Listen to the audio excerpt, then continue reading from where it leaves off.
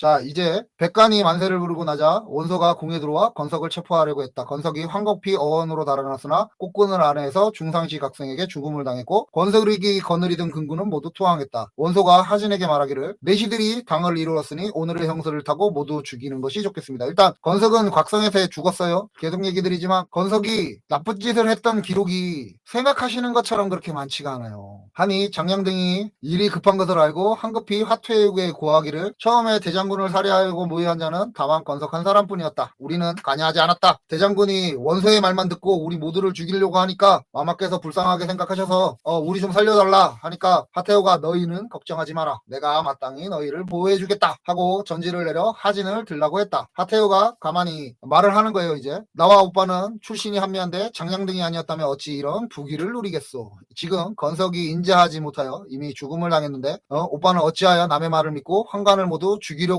하냐. 하진이 듣고 나서 관리들한테 이제 얘기를 해요. 건석이 나를 죽이려고 모의했으나 그 집안은 이미 멸족했게 됐다. 그 남은 무리야 망령내에 죽일 필요가 있겠는가라고 얘기를 했어요. 그러니까 원소가 말하기를 만약 풀을 베고 뿌리를 뽑지 않는다면 반드시 몸의 근본이 될 것입니다 하였다. 하진이 말하기를 내 뜻이 이미 정해졌다. 너희들은 더 이상 말하지 마라 라고 얘기를 했대요. 그래서 관리들이 물러갔대요. 하진은 백정 집안에서 어여쁜 동생을 둔 이유로 대장군이 되었던 자예요. 이때까지 하진이 외척으로 그러니까 나쁜 짓을 별로 안 했대요. 그냥 단지 대장놀이만 했었던 거지. 백성들한테 뭐 해코지를 하거나 또는 뭐 관직을 팔거나 이런 기록이 그렇게 많지가 않아요. 흔히 말하는 우리 나쁜 자들이 태클을 탄 기록이 하진은 별로 없어요. 어떤 기록에서는 외척 하진이 외척으로 이전과 같은 외척들이 했었던 농간을 부리지 않았었다는 식으로 기록하기도 해요. 그리고 하태호는 아까 중에 유학자들이 어떤 인식을 하태호한테 가지고 있었는지 얘기 드렸죠. 그러니까 제사를 못했대요. 부방한테 그리고 광무지한테 절을 못했대요. 황후가 될 때 절을 해야 되는데 그거 못했다고 유학자들이 싫어했대요. 괴이하게 생각했대요. 아무튼 다음날 하태호가 하진에게 녹상서사 궁중에 있는 문서를 이제 총괄하는 걸 맡게 하는 거예요. 그리고 나머지 모두에게 관직을 봉했다. 동태호가 장량등에 입궁하여 상의하여 말하기를 하진의 누이가 내가 처음 발탁하였는데 지금 그 애가 항우에 올라 내외 신하도 모두 그의 신복이 되었다. 건세가 무거우니 내가 장차 어찌하면 좋겠는가 하였더니 이제 황간 장량이 아뢰기를 태호마마께서 조정에 나아가 초정첨청하시고 황자 협을 왕으로 봉하시어 국구 동중에게 동중이 표기장군이라고 하는데 거기장군을 하고 있었대요. 큰 벼슬을 더하여 군권을 장악하게 하고 신들을 중용하시며 큰일을 도모할 수 있을 것입니다 라고 얘기를 했대요. 그러니까 동태호가 크게 기뻐했대요. 그러니까 여기서 이제 장량이 이제 여기 와서는 이 얘기하고 저기 와서는 저 얘기한다 이런 거를 막 부추기는 거. 장량은 나쁜 놈이 맞아요. 조총도 나쁜 놈이 맞고. 어쨌든 다음날 조회를 열고 동태호가 전지를 내려서 황자협을 진류왕에게 봉하고 동중장군을 표기장군으로 하여 장량등과 함께 조정의 정사에 참여하게 하였다. 하태호가 동태호의 권력을 독점함을 보고 그러니까 이제 동태호가 권력을 독점하려고 하니까 이제 하태호가 장치를 열어서 동태호를 이제 모신 다음에 술이 반쯤 오르자 한태호가 일어나 잔을 이렇게 받들어 들어 재배하고 말하기를 우리는 모두 부인입니다. 조정의 정사에 참여하는 것은 마땅한 바가 아닙니다. 옛날 여우가 그러니까 유방의 황후예요. 유방의 황후는 황권을 이루어 자기 멋대로 했던 황후였어요. 여우가 무거운 권세를 장악하였다가 그 종족 천여 명이 모두 죽임을 당했습니다. 지금 우리도 마땅히 구중국률의 깃기 있어야 할 것입니다. 조정의 대사는 대신과 원로들이 스스로 상의하여 맡기는 것이 국가의 다행일 것입니다. 원컨대 들어주십시오. 그러니까 하태호는 이렇게 얘기하는 거죠. 왜냐하면 대장군 하진이 지금 군권과 행정권을 다 가지고 있으니까 동태호 니 나서지 말으면 자연히 그냥 하태호한테 모든 권력이 쏠리니까 이 얘기를 한 거였죠. 하니까 동태호가 크게 화를 내어 말하길 너는 왕민을 질투하여 깨를 내어 짐살하였고 대도 근데 짐세는 지금 멸종을 당했다는데 그 당시에는 있었다고는 얘기는 하기는 해요. 지금 임금이 된 내 아들과 내 오빠 하진의 권세에 의지하여 매번 어지러운 말을 감히 하는구나. 내가 표기장군에게 칙명을 내려 내 오빠의 목을 자르기는 손바닥 뒤집기보다 쉬운 일이다. 하태호 또한 노하여 말하기를 내가 좋은 말로 서로 권하였는데 어찌하여 도리어 화를 냅니까 하였다. 동태호가 말하기를 너희 집이 개돼지를 잡고 술장사하는 것인데 무슨 식견이 있겠느냐 하니 두 태호가 이제 막 싸우는 거죠. 그러니까 이제 장강이 각각 공항에서 궁으로 이제 보냈대요. 그러니까 하태호가 그날 밤 하진을 궁으로 불러 낮에 일을 넣었던 얘기를 했대요. 그 동태호랑 있었던 일은 동태호는 영재의 엄마였는데 영재가 죽고 나면 실권이 없어지잖아요. 지금 실권은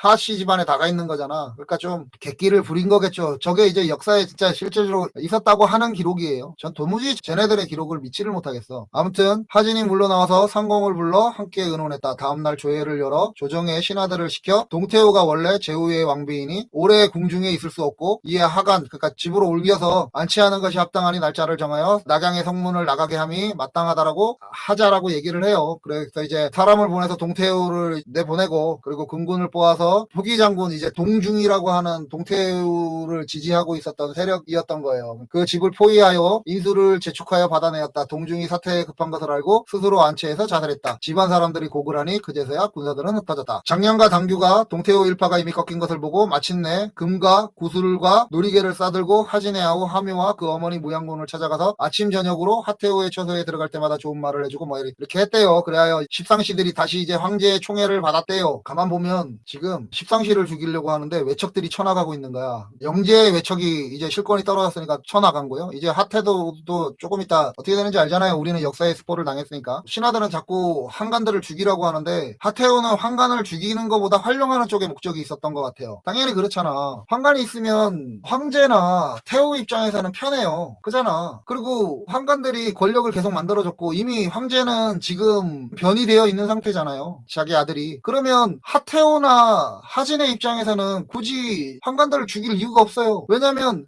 들이 난리를 치는 거를 황간들이 있으면 막아주거든. 이때까지 막아줬거든. 그리고 하태우는 아까 얘기 드렸던 대로 황자 협의 엄마를 죽였다는 기록이 있잖아요. 그런 정치적인 계산을 하고 있었던 거 아닐까 싶어요. 근데 하진 입장에서는 이미 대장군이고 나는 이제 외척이 되어 있는 거고 황제가 이제 내 조카이고 그러니까 이제 뭐 원소 같은 자들이 하니까 저런 황간들 좀 죽이는 게 뭐 어땠어 이런 느낌이었던 것 같아요. 아무튼 6월에 하진이 몰래 사람을 시켜 동태우를 하간열에서 짐사라고 저놈의 짐사는 그렇게 좋아하네. 그때 짐새가 진짜 있었나? 아무튼 낙양의 웅구에 문릉에 장사를 지냈다. 하진은 병을 칭탄하여 가지 않았다. 사회교의 원소가 들어와서 하진에게 보고하기를 장량과 당규 등이 공께서 동태우를 짐사라고 대사를 도모한다고 밖에 말을 흘리고 있습니다. 이때를 이용하여 황간을 배지 않으면 훗날 반드시 큰화가 될 것입니다. 옛날 두무가 내시를 죽이려다 기물이 새어나가서 아까 전에 얘기드렸던 그거예요. 제2차 단거의 화 사건에 재앙을 당했습니다. 지금 공의 형세를 거느리는 장수나 관리는 모두 뛰어난 인사들입니다. 만약 힘을 다하게 되면 이를 손에 쥔 것입니다. 그러니까 하늘이 도불 때이니 놓치지 마세요 라고 얘기를 했대요. 그러니까 원소는 계속 황간을 죽이자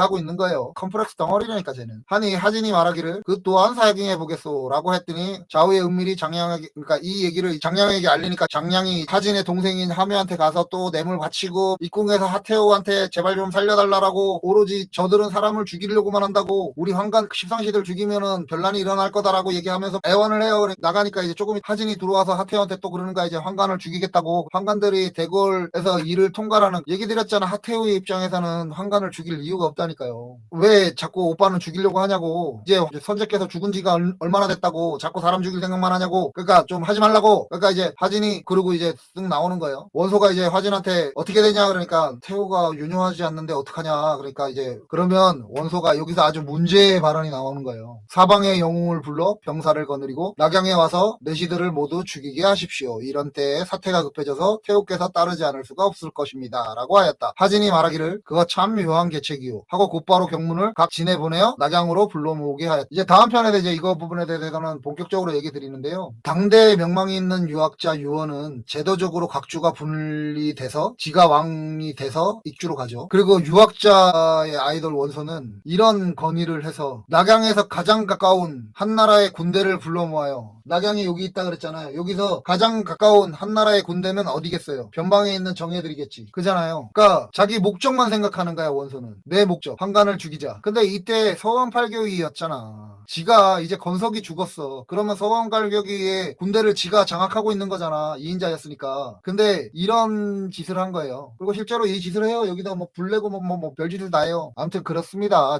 저런 게 유학자이고 저런 게 유학자들의 아이돌이라고 하는 자들이에요. 이제 마지막 마지막 부분인데요. 주부 진림이 말하기를 안 됩니다. 속담에 눈사리고 대세를 잡는다라는 말이 있습니다. 이것은 스스로 속이는 것입니다. 미물도 오히려 남을 속여서 뜻을 잊지 못하는데 하물며 호가대사를 속이겠습니까? 지금 장군께서는 황제의 위험에 의지하여 병권을 장악하고 있으니 그잖아. 지금 하진이 대장군이라고 위풍당당하게 상벌을 마음대로 할 수 있습니다. 하진이 대장군이 아니더라도 지가 만약에 환관을 죽이고자 한다면 저 하진한테 부탁을 할 이유가 없었어요. 서원 8교에 지 군이 있잖아. 작년에 지금 탕해교인 견석이 죽었다고 그 군이 있잖아. 그 군으로 환관들 죽이려고 그랬으면 죽일 수 있었다는 거지. 저 경문 따위를 보내고 있을 짓을 할 이유가 없다는 거죠. 아무튼 만약 환관을 죽이겠다면 화로에 불을 피워놓고 털을 태워주시 쉬운 일입니다. 당연하죠. 다만 번개같이 신속히 권력을 휘둘러 단지하면 하늘과 사람이 모두 따를 것입니다. 그렇지 않고 무엇 때문에 밖에 있는 대신들에게 밖에 있는 자들한테 경문을 띄워 대궐로 침입하게 하냐. 저런 자들이 낙양에 모이게 되면 각자 딴 마음을 품게 될 것이다. 이것은 이른바 병장기를 가지고 넘어져서 칼자루를 적에게 넘겨주는 것과 같은 일이니 반드시 공은 이루어지지 않을 것이고 반대로 변란이 일어날 것입니다. 라고 얘기를 했다라고 얘기를 해요. 진짜 유학자의 기록인 거지. 자, 유학자는 현명하게 했어. 근데 유학자가 뭔 짓을 했어? 유학자의 아이돌은 지금 뭔 짓을 해서? 유학자의 아이돌은 이미 경문을 사방팔방에 뿌리고 여기서 막 불지르고 뭐 하고 있단 말이죠. 흑산작을 뭐 이용하고 뭐 전방에 있는 군대들 지금 이쪽으로 오게 만들고 이러고 있단 말이지. 지금 또 다른 유학자는 이렇게 얘기하는 거야. 하진아, 네 책임이야 이거. 이 모든 책임은 다 네 책임이야. 이 모든 책임은 원소한테 있는 거지. 이게 왜 하진한테 있는 거겠어요? 근데 지금 하진한테 그 얘기를 하잖아요. 그리고 하진은 이걸 받아들이지 못해요. 하진이 웃으면서 말하기를 그것은 겁쟁이의 생각이요 했다. 옆에 있는 한 사람이 손뼉을 치며 큰 소리로 웃으며 말하기를 이 일은 손바닥 뒤집듯 쉬운 일인데 어찌하여 이렇게 말들이 많습니까? 였다. 바라보니 조조였다. 이야말로 임금곁 내시들의 반란을 막으려면 조정의 지혜로운 인사의 꾀를 들어야 한다는 것이다. 맞죠? 그잖아. 지금 한나라를 분열을 만들고 다음 동탁변에서 제가 얘기 드릴 부분이 있어서 제가 지금은 얘기 안 하겠는데 동탁 역시도 그렇게 됐던 자들이에요. 각 주의 군사들을 자기들이 군사를 가지고 다 독립돼서 하나의 나라처럼 만들어 놓는 걸 유학자인 유언이가 해놨고 그 유학자의 아이돌이라고 하는 원소가 지금 어떤 짓을 했냐고 여기에 있는 군대들 지금 다 낙양으로 불러 모으고 있잖아요. 그랬는데 유학자가 이제 저 멍청한 하진한테 이런 걸 하는 거야. 그래서 이 모든 책임을 하진이 떠맡는 거지. 이 모든 걸 만든 놈들은 지들인데 욕먹는 놈은 딴 놈으로 만들어 놓는 거라.